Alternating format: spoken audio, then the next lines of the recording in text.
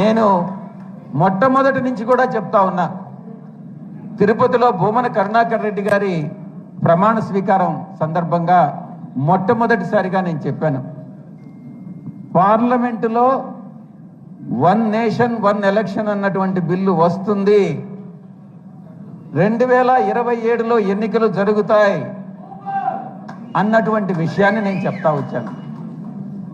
తప్పకుండా పరిస్థితులు మారి అది బీజేపీ పార్టీకి అనుకూలంగా, అంటే అధికార పక్షానికి అనుకూలంగా లేనట్లయితే ఏదన్నా పోస్ట్పోన్ చేయొచ్చేమో కానీ, ఎందుకంటే ఈ చట్టంలో బిల్లులో ఒకటే పొందుపరిచారు, ఆ డేట్ అనేటటువంటిది ఎప్పుడు అమల్లోకి వస్తుందన్నటువంటిది భవిష్యత్తులో ప్రభుత్వం నిర్ణయిస్తుంది అన్నటువంటి విషయాన్ని.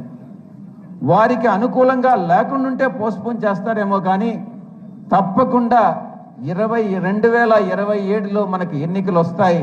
కానీ సాధారణంగా కానీ చూసుకుంటే జూన్లో రావాలి 2027, కానీ నా యొక్క ప్రెడిక్షన్ జూన్లో రాకపోవచ్చు, సెప్టెంబర్లో రావచ్చు అన్నటువంటిది నా యొక్క అంచనా. తప్పు కావచ్చు, కానీ 2027 ఎన్నికలకు మనం అందరం కూడా సిద్ధంగా ఉండాలి అన్నటువంటి విషయాన్ని నేను మీ అందరికీ కూడా తెలియజేసుకుంటా ఉన్నా.